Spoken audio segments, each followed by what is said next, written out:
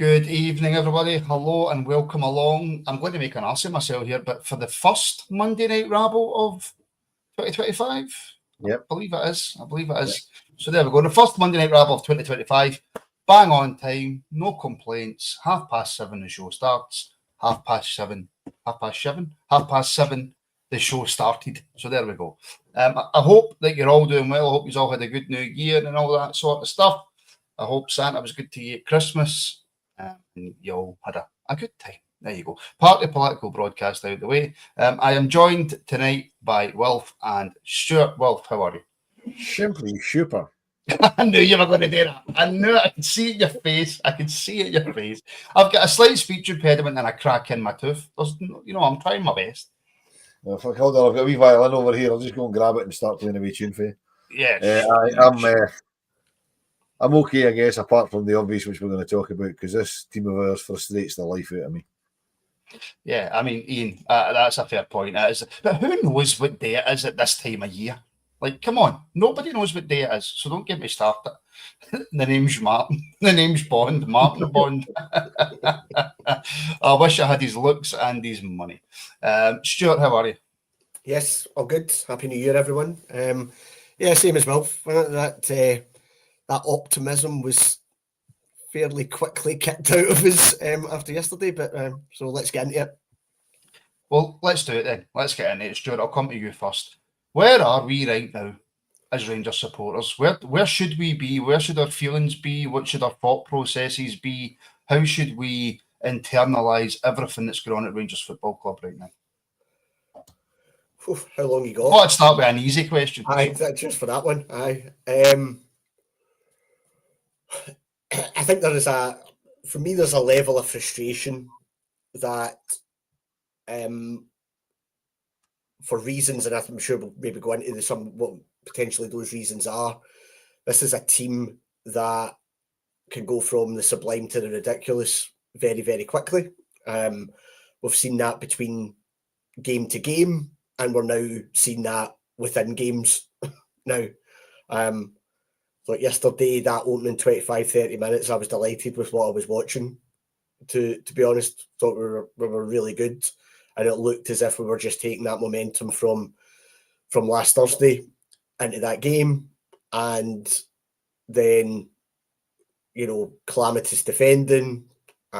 We get spooked, and a whole load of that good stuff that you'd seen suddenly goes out the window again, and we're back. I mean, as a fan base, there's frustration. I think there is almost some apathy in there now, which I think is even more dangerous, to be perfectly honest, because I think there's an element where, for some, I'm not even sure that they're surprised at some of the things that they see from. Stuart, do you not think you used the word apathy, right? Which I think is quite a good word. Do you not think there's more apathy coming from opposition fans about Rangers Football Club right now than what there is from Rangers fans? Well, potentially, but I think there is a real danger if you get apathy from the Rangers support. That would be really difficult to get back for the football club, because when there's anger and frustration, that still means that there's people there caring. When there's apathy, that's when they've given up, and they're probably not going to games, and they're not buying your merch and stuff. So we are in a really difficult position. I mean, the stats that have been going about, comparing our home form to what our away form, it's staggering, to be right up there in terms of what we're doing at home, but then we would be 6th in the league if it was just based on away form, a -1 goal difference. I thought the manager at the end, when he was going up the tunnel, he looked a bit lost. Mm-hmm. I think, again, I'm a bit shell-shocked about what had happened. And let's say, I think we'll go into it. I know you maybe touched a bit on it in the afternoon rabble. He will absolutely get criticism. I think some of these players, well, more than some, deserve some criticism for what happened yesterday also. I mean, yeah, well, I mean, I would have asked you that question, but you would have probably had another 7 or 8 minutes to which Stuart did. But apathy, do you go along with that from the Rangers support? I think it's quite worrying that a lot of the Rangers support are, as Stuart says, I mean, he summed up quite nicely there. that there is apathy. There's also, to me, there appears to be almost a generation of Rangers supporters growing up thinking that second's what we do. That second's good, it's just what Rangers do because we haven't won very much in the last dozen or so years. And there is a lot of youngsters who basically have had their grown up years. I mean, in my younger years, my teenage years, we didn't win the league a lot, but we won. I mean, the League Cup was basically ours to keep. We won a couple of Scottish Cups along the way. You know what I mean? We're always challenging. But to me, there's almost a generation of Rangers fans growing up thinking, well, Rangers just don't win things. I'm hearing all these stories from, my dad, my uncle, all the older guys on the bus, all that Rangers used to be good. The Rangers, they tell me Aberdeen used to be good. The same Man United used to be good. And I think there's a generation accepting that, and as soon as people start accepting second as taking second is acceptable, that's when we know we've got big problems. And as Stuart said, you can't. A lot of the blame for yesterday, if we're focusing specifically on yesterday, has to go down to the players because, I was lucky enough to be at the game and it went 2-0. My daughter turned around to me and she went, "We'll stop now. We'll just say that's enough." And once you switch off, as I said to you before we came live, once you switch off, I think it's very difficult for teams to switch back on again. And Hibs scored and we panicked. A real Rangers team, one wouldn't have switched off and two wouldn't have panicked as soon as they lost a stupid goal. The real question, Will, that everybody wants to know the answer to is, can you please explain the teddy behind you? Yes, I can. The teddy was won by my good lady in a Rangers Supporters Erskine Appeal football scratch card raffle at Christmas time. And normally when I win these things, because middle of last year, I won one of these scratch card things, and it was like 2 litres of whiskey, whatever. I says to Tom Clark that runs it, just keep it, put it back in, do it again. And she's like, "There's no fucking way you're giving that teddy back. We're having the teddy." So it's currently sitting on my therapy couch. Well, that's fair enough. We all need to know, Stuart. Somebody's got to know. I actually normally move onto the seat at her desk in her office before the pod starts when I forgot. I know. Do you know what, John? I was waiting on that as well. I was waiting on Will to go, yes, I can, and then just leave it at that without explaining what was happening with the teddy. Stuart, something that was also mentioned today on the afternoon Rabble as well, this settling for second. Now, I don't go along with the supporters settling for second, right? The explanation I gave is that you can understand and accept second place every now and then. No team wins the league every single year. So you can accept when a season's not going your way that then you internally start rebuilding for the next season to an extent. But that doesn't excuse poor performances and poor results, etc., etc. So this accepting second place that we're hearing a lot about, what's your thoughts on it? And Will's point there about the younger generation, they don't know anything else. No, they don't. I was actually speaking to someone in work today, and they were talking about their boy, and their reaction to last Thursday, because let's be honest, they haven't seen a Rangers team put in a performance like that against Celtic and win that comfortably. So, and then it goes into what you get yesterday, and it's that kind of Jekyll and Hyde that you see. I don't believe. I think we can have a lot of kind of criticism and discussion points around how, particularly this board, have acted and decisions that they've made. I don't believe these guys are sitting there just wanting Rangers to be second. I genuinely don't believe that. They're making decisions, or they have made decisions, which have resulted in us being second consistently for a while now. I don't believe that internally that's what they're happy with. I don't believe that. I don't think footballers are generally wanting to be second and not wanting to lift the trophy and stuff like that. So I don't buy into that. I think there is. So I think there's two separate things. If you can class that to the board, players-wise, mentality-wise, I think some of them seem to struggle a bit with playing for Rangers. The shirt seems a bit big for some of them. I don't believe that we're in a position where we're settling for second. One, making poor decisions. Two, some of these players aren't good enough. And three, I think there's a mentality aspect to it as well. How do you, Stuart, then square the circle of Clement's still here if the board aren't accepting second best? So this is, I think it's a really interesting point, because nothing really changed for me last Thursday, and I didn't sense that leaving Ibrox last Thursday, that there was people were enjoying that moment. Mm-hmm. They were As they should. Yes, as they should, absolutely, because we haven't done that often enough. But there wasn't, people weren't celebrating as if, oh, that's us back. I still think people have a realism here that, you know, where we are, that there's a kind of long way to go. But I think where the board need to be really careful, if they are not going to take action and dismiss Clement, how they spin that and how the narrative that they put out with that, because I think it's very easy for people to look at that and say, go back to the point that you've just made. Are you then settling for second best? Because are you now saying that it's okay to be 13 points behind Celtic, that this manager is doing a good enough job? So Patrick Stewart has an interesting kind of few months, I think, coming up, because I don't know what you think, Wolf, but I don't think they're going to, unless we go on a run where we don't win any games coming up over the next month or so, I don't see them acting on this manager. But how they explain that, I'm not sure how they square that circle, because I think people will turn that narrative into you're accepting second best. Yeah, that's going to be, it's a very, very difficult for Patrick Stewart and the board, whatever the makeup of the board's going to be, to square.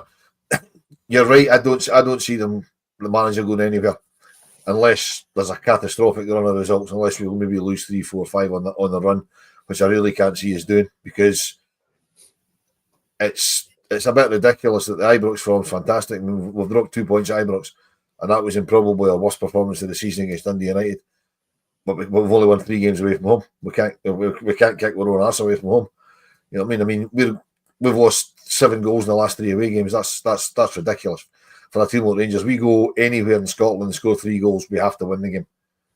You know what I mean? There's 3 goals shipped against Hibs. You know what I mean? We scored 3, we shipped 3. It's unacceptable.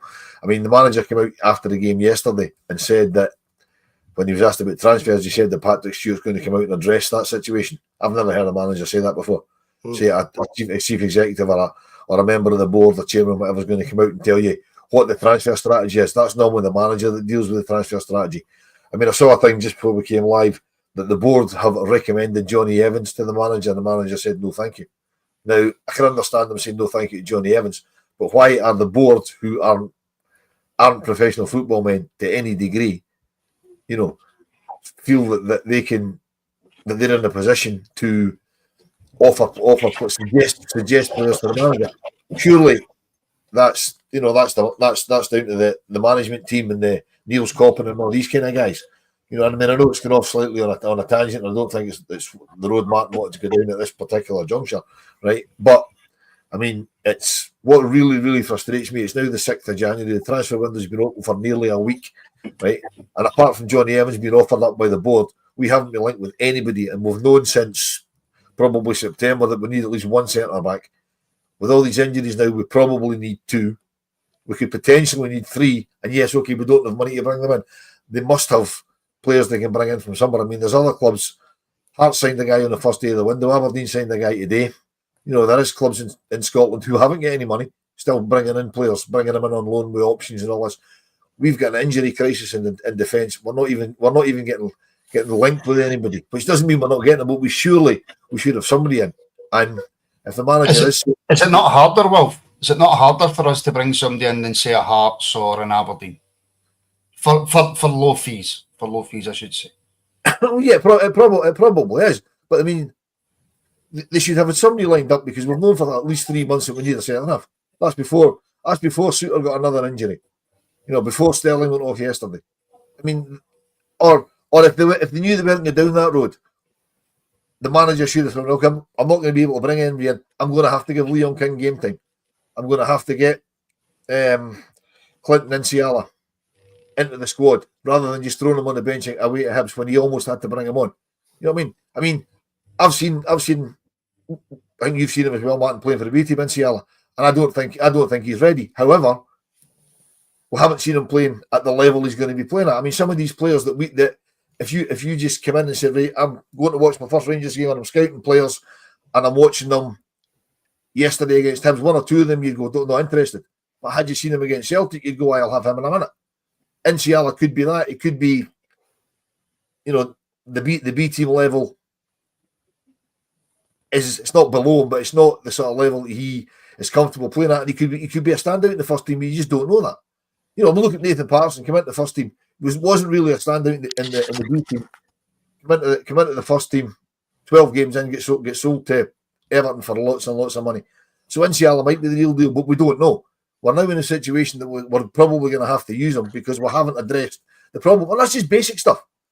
And for the manager to come out, and say that, I don't know what's happening with the transfers, the CEO is going to come out and tell you about it, with no indication of when that's going to be or why that is. That, to me, is almost as worrying as the form on the pitch.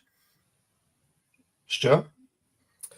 I said in the stands on Thursday, why have we not been parading a centre half here?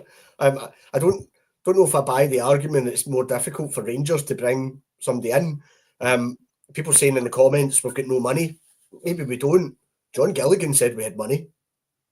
So was he lying to us? So what is the script here? Wilf's absolutely spot on. This hasn't just been something that's cropped up in a training session just before the 1st of January that all of a sudden we lost centre halves. This has been known for time, and we should have a list of players at varying stages, i.e. this is people that we would need to spend money on. These are people who are going into the last 6 months of their deal. These are people who are not even at a club. Whatever it may well be, there should be different lists that then they should be able to go to. So, okay, I was maybe being a bit optimistic, thinking, right, okay, we're on the 2nd of January, they might have somebody in. But Will's right, we're now at the 6th of January and we're not hearing anything. What did the manager mean by Patrick Stewart's going to speak to you about that? Well, when? I mean, was that agreed? Or is the manager flung Patrick Stewart under the bus yesterday with that comment? Because he's now, whether he was planning to do it, he's now got to do it. Because that's what there's an expectation. We need players. If we run into the next or don't come out of this window not having strengthened in any way, even just with a loan or two, then I think we've got every right to be really upset. The league position and the performances that we've seen merit improvements and additions being made to this squad. And can I throw by not doing that, Martin? Can I throw devil's advocate straight back at you? Then Stuart, most of us, including myself, are saying now that Clement's time's up. Mm-hmm. We need a new manager. We need blah blah blah. If we then go and back Clement in January by spending however much we spend and bringing in X amount of players, and then the board sack the manager, we'll all be sitting here going, well, they've just backed him and now they've sacked him. Is there an element here of the board saying, let's just ride this out until January, and if there's another maybe away loss or a heavy defeat, then Clement goes, we're looking at managers right now, we'll bring somebody in, and then once that manager's brought in, then we'll look at some players. Well, maybe they are, Martin, but they can't come out and say that. No, they can't. So, that causes them a problem. If that's what they're doing, then, that might appease an element of the fan base, but they can't say that. So you're then leaving this vacuum, which people are then going to fill with what they believe is currently going on. I can understand that logic about saying, well, you know what, we might have £1 or £2 million here. Are we going to give Clement that because actually he's he's on a sugary peg. But you could be bringing in some loan signings that actually, you know, you're not spending a transfer fee on. So there are ways around that, but I can't see them. That doesn't work for me. That we're doing things in the background, and if only we could tell you what we're doing, you'd be really happy with us. That's not how it works, I'm afraid. Martin, even if that is the way they're thinking, right, and they don't want to give the manager money, Stuart's 100% right. You bring in short-term loans, 6-month loan deals at the end of the season, right? Even the way it goes now, loans with an option to buy, so that if a new manager does come in, doesn't fancy him, you can let them go, right? But what exactly is Neil's Coppin at the club for if they can't allow him to bring in players for the benefit of the club? Oh no, he's been promoted. Well, that's not his job anymore.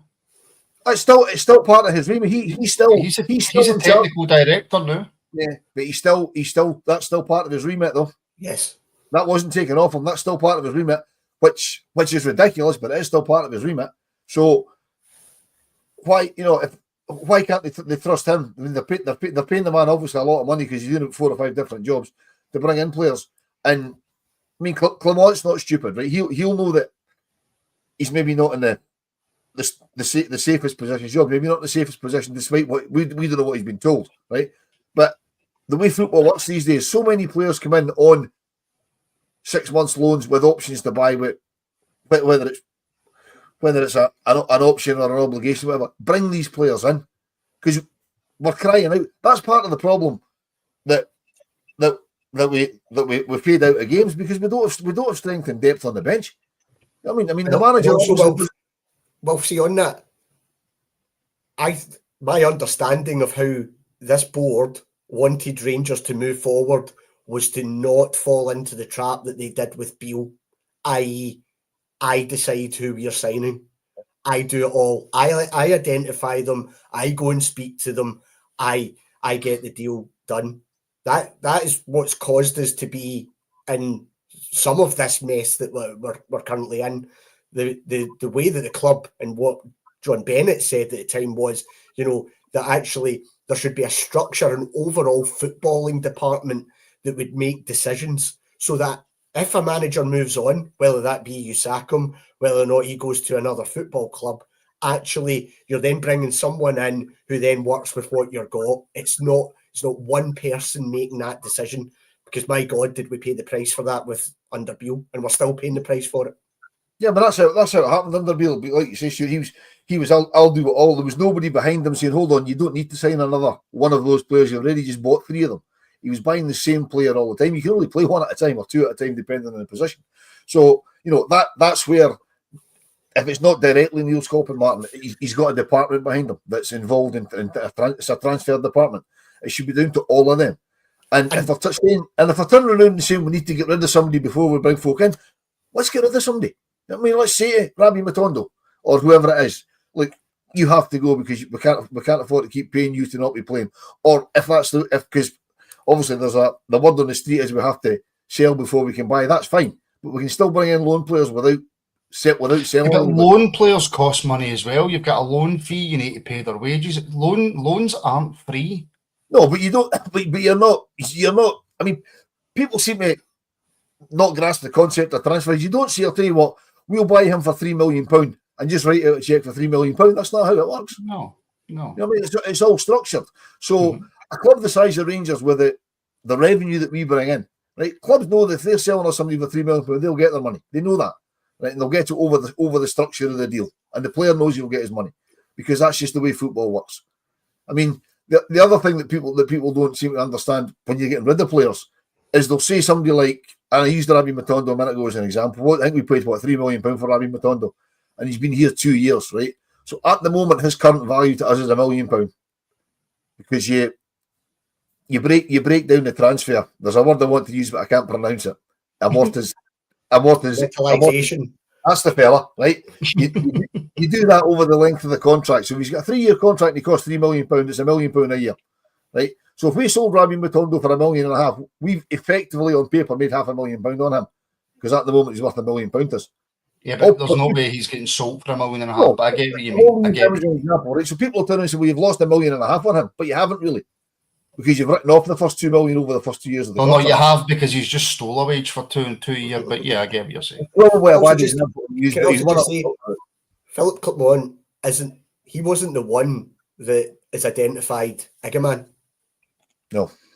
You know, it's not Philip Clement thinking, do you know what, I'm going to start watching the Moroccan league here. Oh, by the way, there's a player. There's clearly been there is a scouting department at Rangers. There is work that's clearly been done. They must have targets.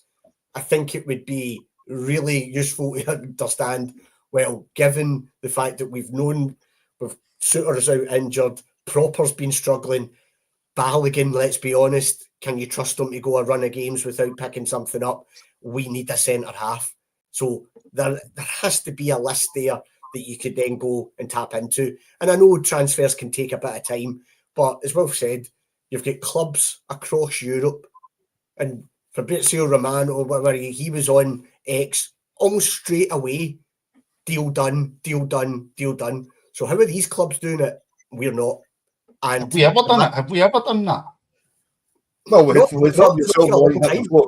Before the window last year, we announced him in December, signing in January. So we have done it in the past. But I mean, back to Stuart's point about who's identifying players. If you remember, it was Jonathan Johansson that found us Alfredo Morelos in Finland, right?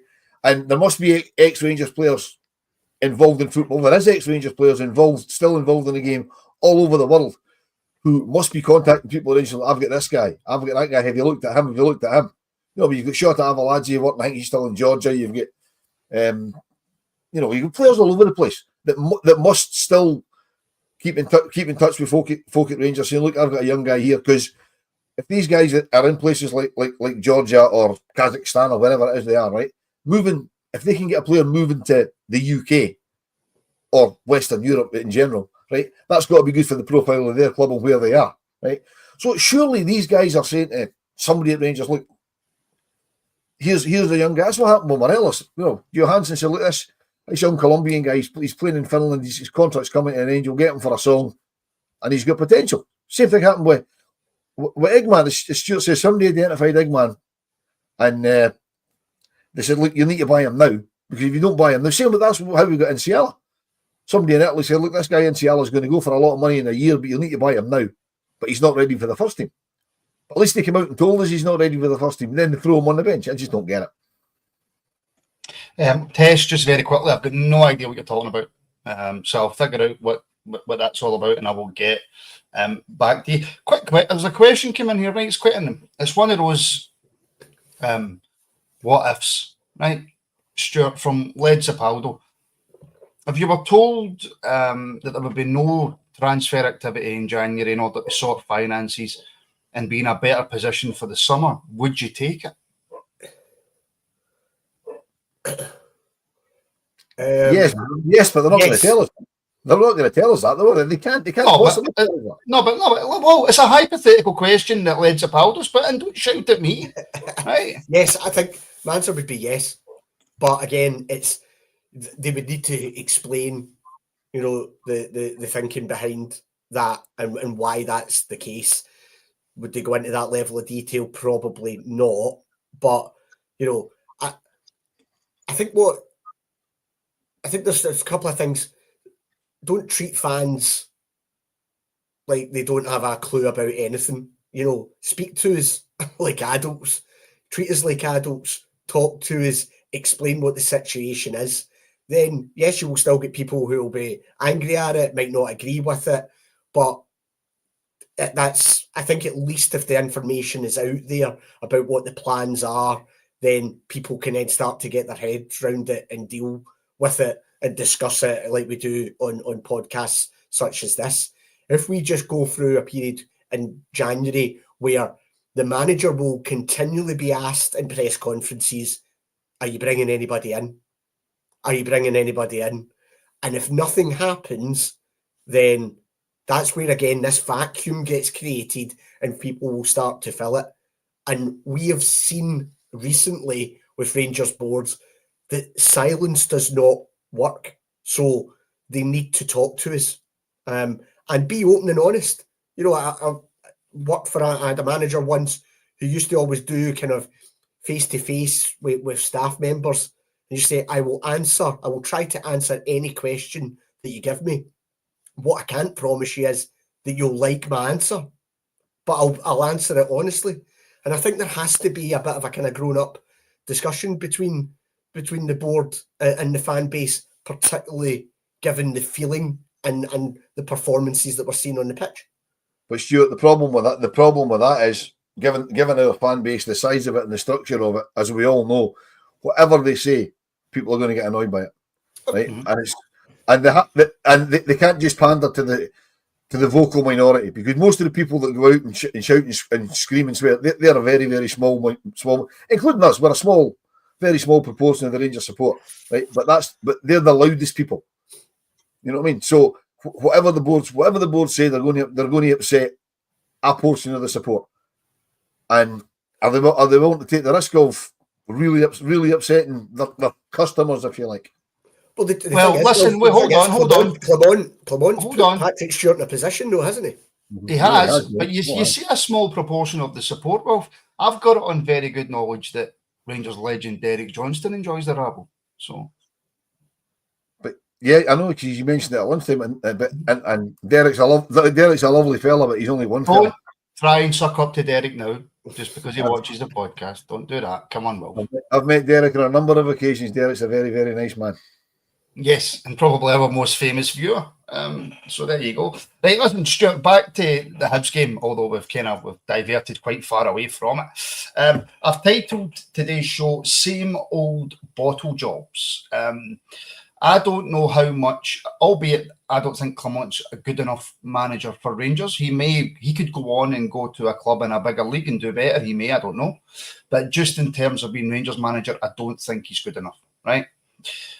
Saying that, I don't know how much blame I can put at the door of Clement for that Hibs game.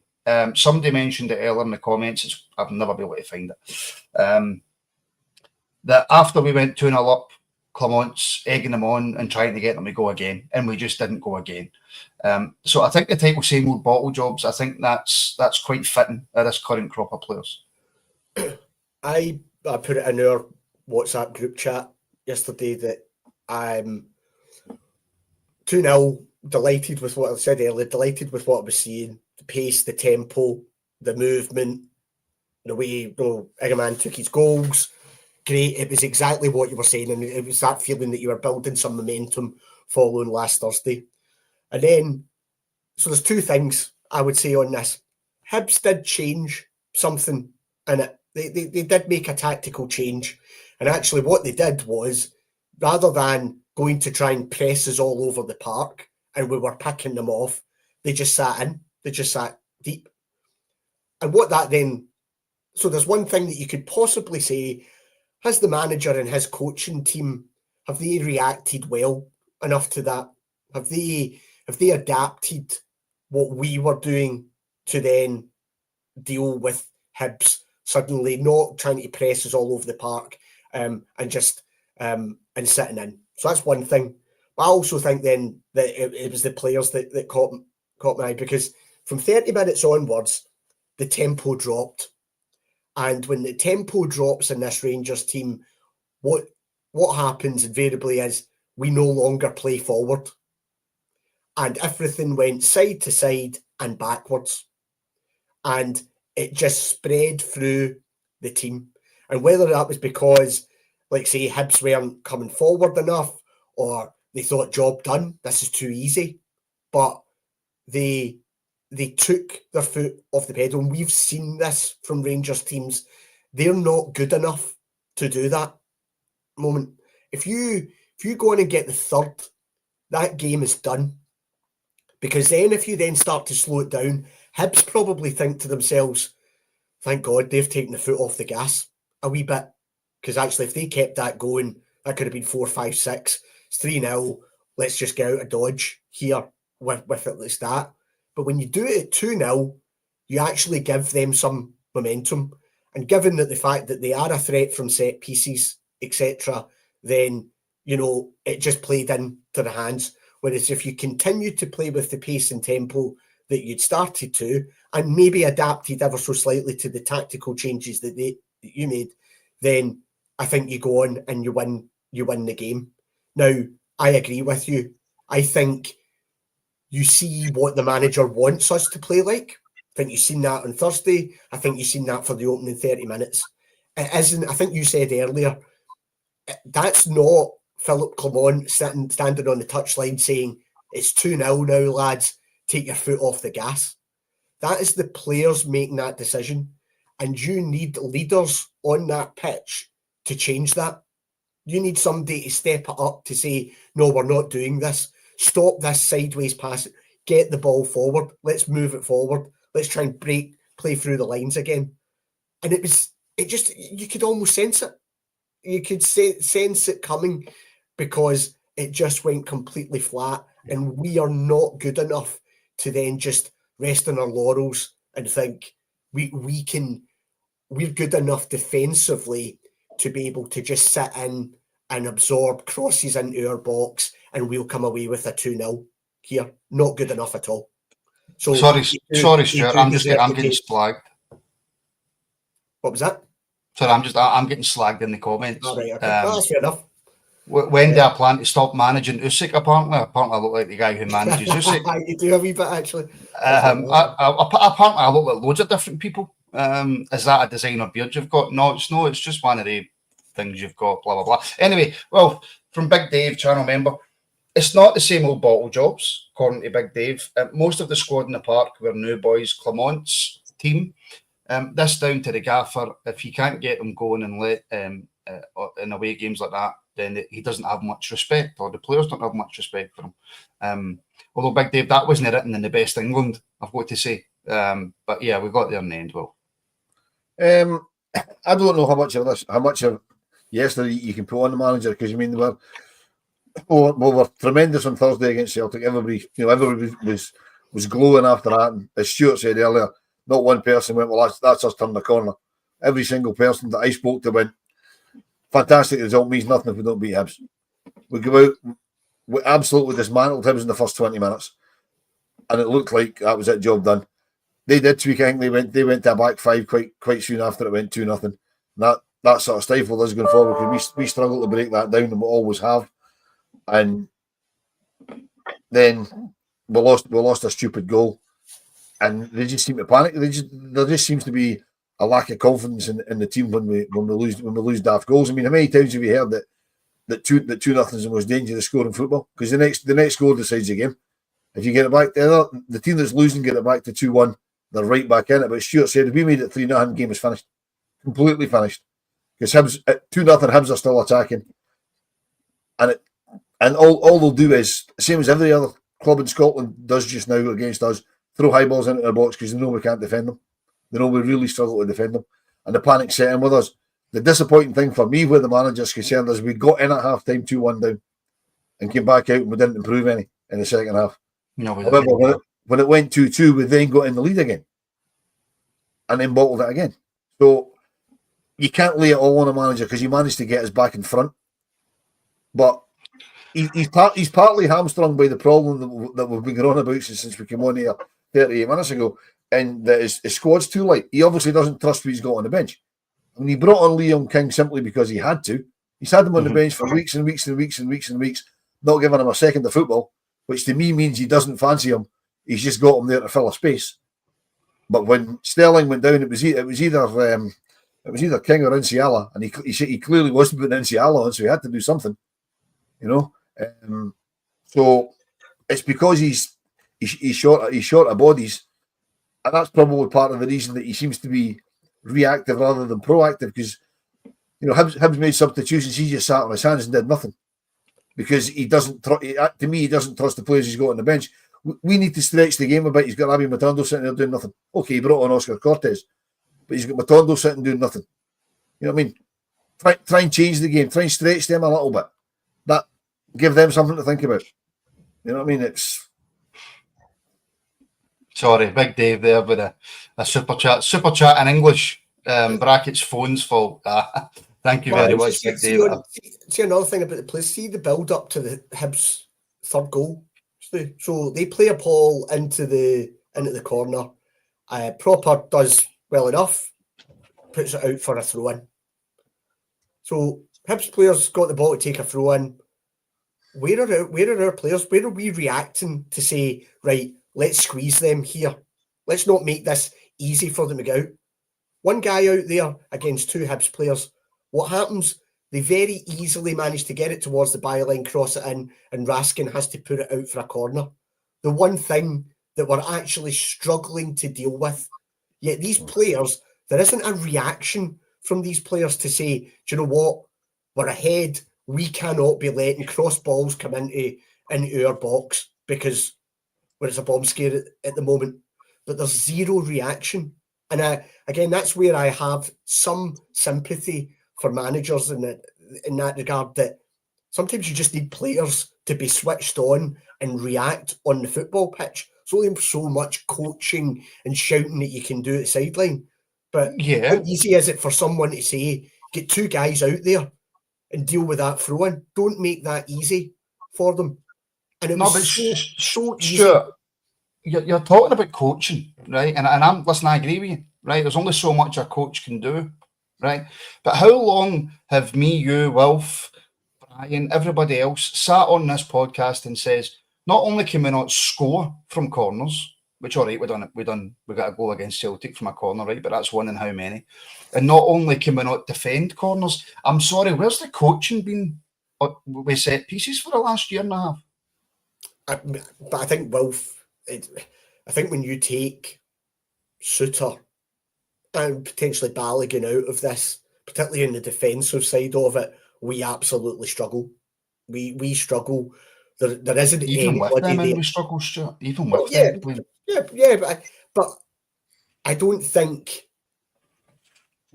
when you've got Suter and possibly Balogun in there that you see a Rangers team deal with cross balls like we did with Motherwell.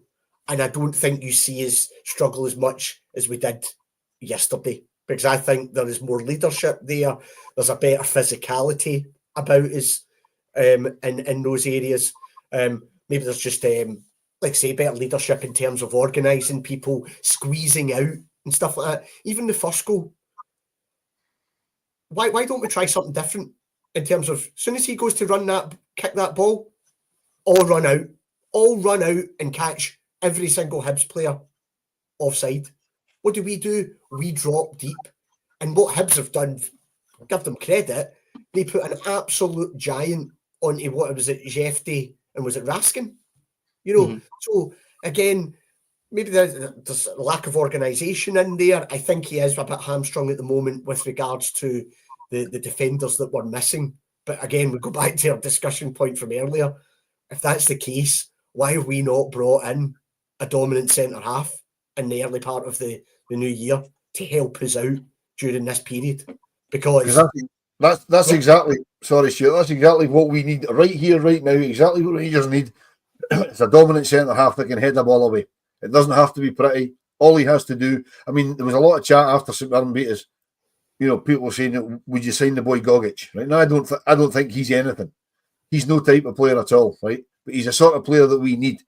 That could basically head. We need someone like Katic that will basically just head the moon. All these teams are just throwing high balls in, and we can't deal with it. I heard this name get mentioned, and by the way, I'll stick up for myself. I've told this player to his face, I hope he never plays at Ibrox. But see somebody like Grant Hanley, he would have stuck his head and his body in front of absolutely everything that was coming into that box yesterday. The one that's gathering pace today, and it's a huge no for me, but he's the type of player we need, is Ryan Porteous. No. Well, but yeah, you know what? Again, we could probably put a lot of names out, but I think what we're trying to say is that style of, at an away game when the going gets tough, someone that's there that is just going to take charge and say, do you know what? That ball is mine. I'm winning that. I'm clearing it. We don't have that. I think Suter's probably the closest that we've got. It doesn't need to be someone that you're going to be playing every week, but we lack that kind of physical element to us at the moment. So, Walter did it perfectly, didn't he, when he brought in Davy Weir and Ugo Ekiog. It was that kind of style of centre half that you know what you were getting with them. We need something like that at the moment. All I would say is if you went down the Porteous route, like genuinely per season, how many red cards would he get for Rangers?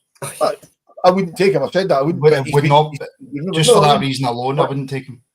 But that's the sort of player that we need. Somebody that, you know, a striker's going to say, hold on a minute, if I go for this and it's only 50-50, there's a good chance I'm getting hurt here, because that big lump in their defence is going to have it, and it'll put a second thought into the striker's head. He might not, you know, go for it the way he normally would. There's nobody in that defence that any striker would be scared of. I mean, no. Martin, if you were a striker, would you be scared to get up for a ball with Robin Proper? I mean, no. I couldn't head a queue and I'd give myself a chance against him. I wouldn't be scared of going up against Robin Proper tomorrow in the condition that I'm in, which is not very good. So, yeah, no, listen, I completely get that. Right, okay, we can't leave the game. There's two incidents, one incident and one player I want to discuss before we move on to Dundee, Wolf.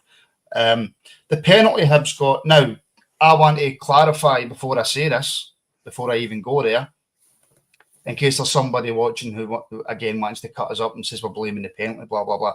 After this, we went ahead again. Mm-hmm. So this didn't cost us the game in the slightest. It's our inability to defend that cost us the game, and the fact that Igaman can only score 3 goals in one game, which is terrible, obviously, isn't it? But, well, the Hibs penalty, I seen Ref Watch today on Sky Sports and Dermot Gallagher basically said it wasn't a penalty. Without saying it wasn't a penalty. He was trying his best to get round it, right? But the other two, I can't remember their names. Is it Sue something? And the other boy, Stephen Warnock. There we go. Thank you. See, that's why I host. Basically, Wolf saying that on that decision, I think Stephen Warnock's exact words were, well, if he's gave that after seeing it again, he knows nothing about football.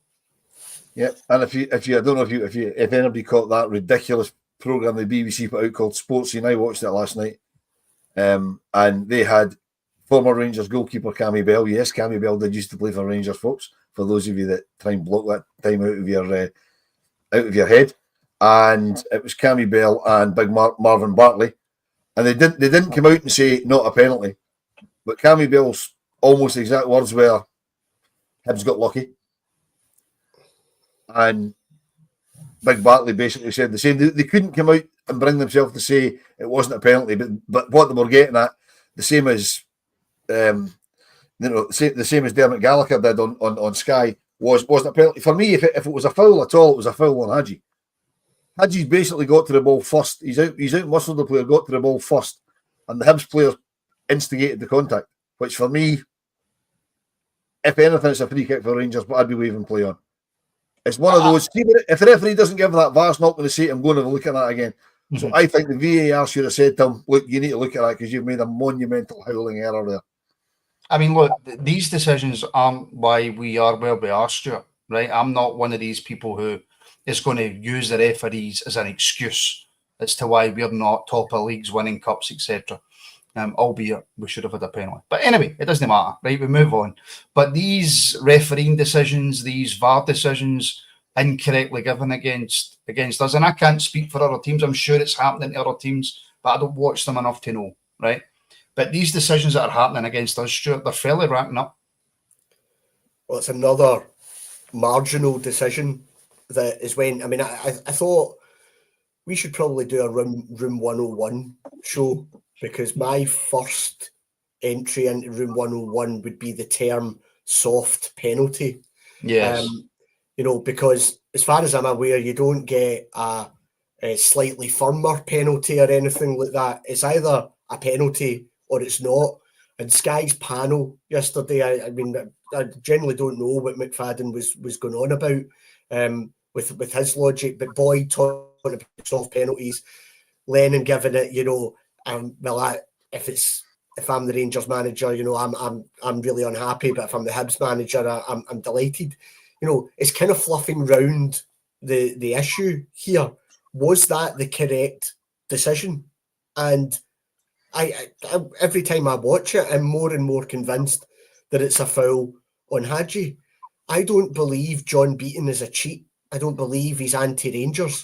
What I do believe is that he's a really, really poor referee. Yes. And what John Beaton did yesterday is what John Beaton does in every single game that he referees. He guesses. He assumes that Hadji has brought that player down, so I'll just give the penalty. He hasn't seen it clearly. You see him having a wee delay, and then, I better just blow the whistle. Seen somebody on Twitter actually make a really good suggestion. See, for penalties, maybe the referee should be called to the monitor to review every single one of them, because they're big moments in games. It's a clear goal-scoring opportunity. So maybe they would.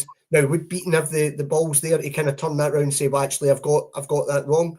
I don't know. But this idea of, it's 50-50, so you just give the penalty. Sorry, we're getting ourselves into a right mess if that's how you're going to be refereeing the game.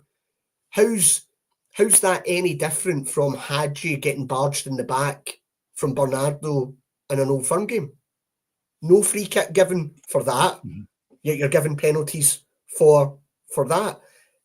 Yeah, I thought it was poor, and you're absolutely spot on. I thought that was really telling what Stephen Warnock said, that if the referee been called to the screen to look at that and still stuck with his decision, then that tells you that he doesn't know the game. And I thought that was a really, really telling way of putting it, because he's spot on. Beaton doesn't know the game. He guessed yesterday. He assumed what had happened. And that's how he referees all games, not just Rangers games. He does that because that's the standard of referee that he is. But he wasn't called over to the monitor. I know, but what he was saying, if he had been and he's still stuck with his decision, then that would clearly indicate that he's a referee who doesn't understand the game. Not every bit of contact has to be a foul. But then, Stuart, you have to question why did VAR say, look, we think we've got that wrong, come have a look at it. Well, I mean, that's basic for that sort of thing. But what you said about referees having to go and have a second look at every penalty is probably one of the most sensible ideas I've heard in a long time. That would start to get annoying when it's like, a guy's volleyed him up in the air. I'm going to have a look at that. I seen him kick his intestines at him. No, well, just go over to that monitor and have a look. But look, we've got a super chat in here for Jim Sloan. Well, thank you very much, Jim, as ever. Martin, you keep denying it and I'll keep saying it. They are corrupt. How many more times? I'm not denying anything. I'm just giving my own opinion. And my own opinion is that the referees aren't corrupt.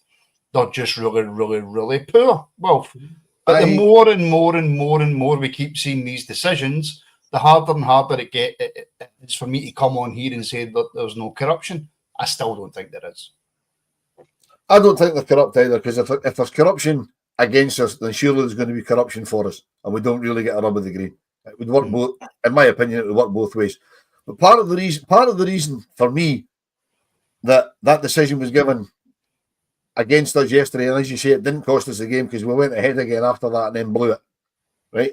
Is that after the League Cup final, when it was proven that VAR made an absolute monumental mess of a factual situation when it was a penalty all day long and they didn't give it, right?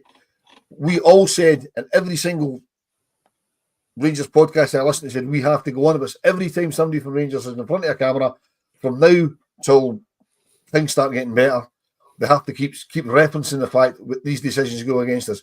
They said that about twice and left it. Again, they didn't keep going on about it. So the referees know that if they give something contentious against us, it'll maybe be headline news for a day, then it'll go away. What that other lot do is they never shut up about it. I mean, they still go on about a disallowed goal in an Old Firm game from 30 years ago. You know what I mean? That was given wrongly offside in a game that I think they ended up drawing. You know what I mean? They keep rattling on about things like that. You know what I mean? Whereas, but in fairness, Wolf, is that not the first time that John Hartson's actually managed to put a sprint together? So I'd still be raging about that 30 years later. Well, that's true. Yeah, that's true. And he conveniently forgets that he missed a penalty in a cup final in the last minute. But we'll leave Mr. Hartson alone. But yeah, I do want to get to Dundee on Thursday. So Jim Sloan is back in again. He's back in again. Absolute, and Wolf, you can take this and then we'll move on. Absolute bollocks, lads. They understand the game perfectly. Jim's entitled to his opinion. I'm not going to sit here and say referees are corrupt, because I don't actually believe it. They're not they're not good. I mean, they're awful, and the VAR guys are basically the same awful referees with a TV screen in front of them. And another issue I've got with VAR is it's an old pals act. They don't want to put their pal under any kind of pressure if it's a contentious one, if you like. I mean, there's another one I'd like to have seen right at the end of the game, when we put the ball across the box and it hit the Hibs player somewhere. Apparently Sky didn't show a replay of it, and I'll admit I had to watch it back half a dozen times today to see that it actually hit the boy's arm, and it deflected the ball away, and it was heading straight for Diamondi, who had a tap in. I'd like to have seen that reviewed, but they can't review everything, I suppose. But go and talk about. Is that not the one the arm was tucked right into the body? His arm was out here. What happened there? Oh, did it? I don't remember that, to be honest, but I was feeling quite under the weather.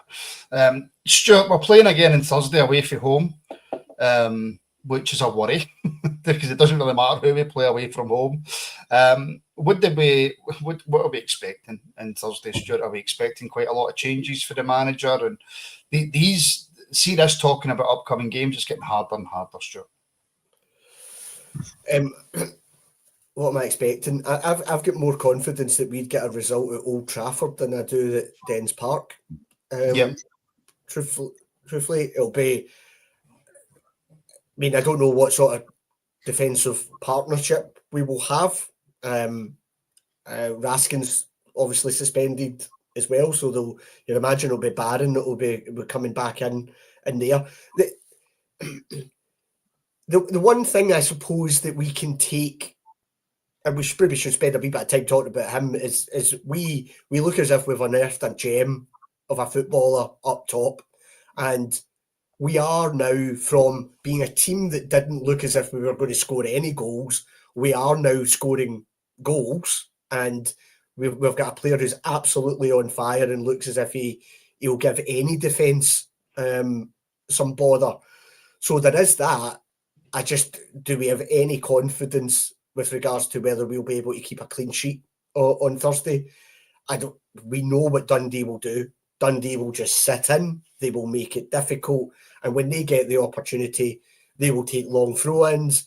They will knock balls in from free kicks from their own half. They will just try to disrupt us aerially again. And why wouldn't you?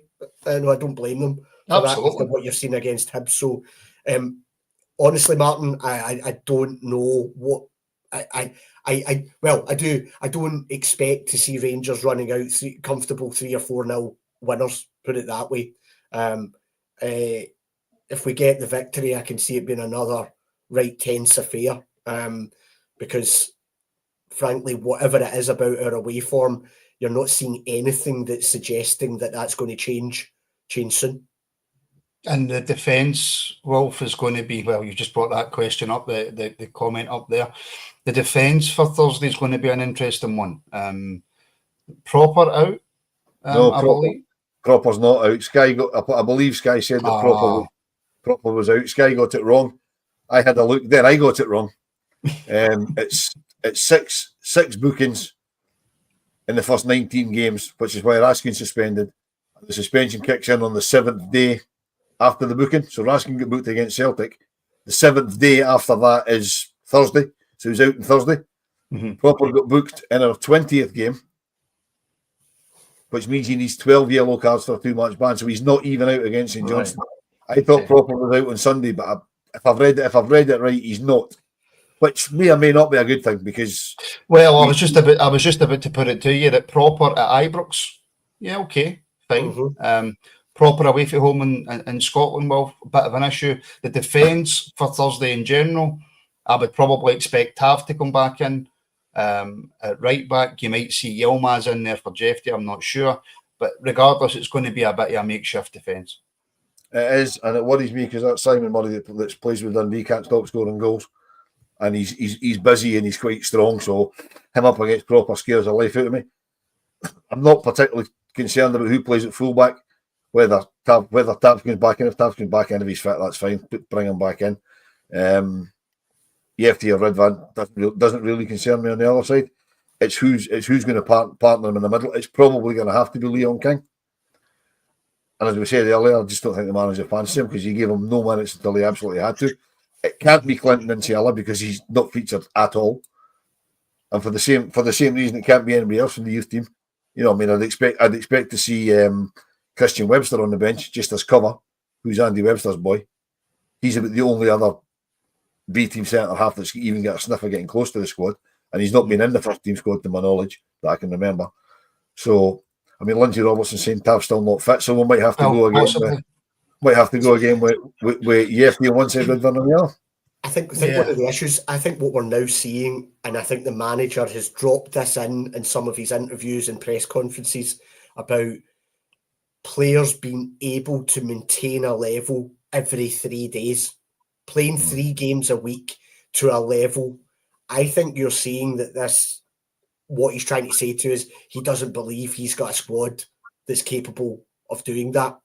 Whether that was why they dropped off so dramatically, against Hibs, I don't know, but there's something about maintaining that level of performance that he clearly doesn't believe that this squad is capable of doing. And again, that's why you have a worry about going into Thursday night, because some of them looked absolutely dead in their feet when they were coming off. I'm sorry, I can't get involved with that. I really can't. Well, so Ross County can do it 3 times a week. Aberdeen can do it 3 times a week. No, they probably don't. But then they come up against us. They played exactly the same amount of games as us, and they're fitter than us. But what are we watching, Martin? What are we watching? Well, this is my you're point. Actually physically, you're seeing it. Had you looked dead in his feet when he came off today? So did Hamza Eggman. I couldn't believe he wasn't substituted with 10 minutes to go. The boy looked absolutely knackered. I can't accept that our players are nowhere near as fit as Ross County players or Dundee players or Dundee United players. Our players should be right up there with Celtics as the fittest in the league. But Martin, it's not necessarily physical fitness. The mental. You play at Ross County, you're not expected to win every week. Ross County went 15 months without winning an away game, and there probably was a little bit of pressure on the players from the locals up there. But the grand scheme of things, nobody really noticed unless you were paying attention to it, right? At Rangers, if you misplace a pass, the pressure's on you. There must be mental pressure on them as well. And a lot of these players who came in, I mean, there was a comment went through half an hour ago saying it was like 11 different nationalities yesterday. I'll take that as read. I don't know. I can't think straight at the moment, but if that's right. Now, some of these players would come in, and many times you hear it from somebody, I knew Rangers were big. Didn't realise Rangers were that big. The pressure is every single week to win every single game.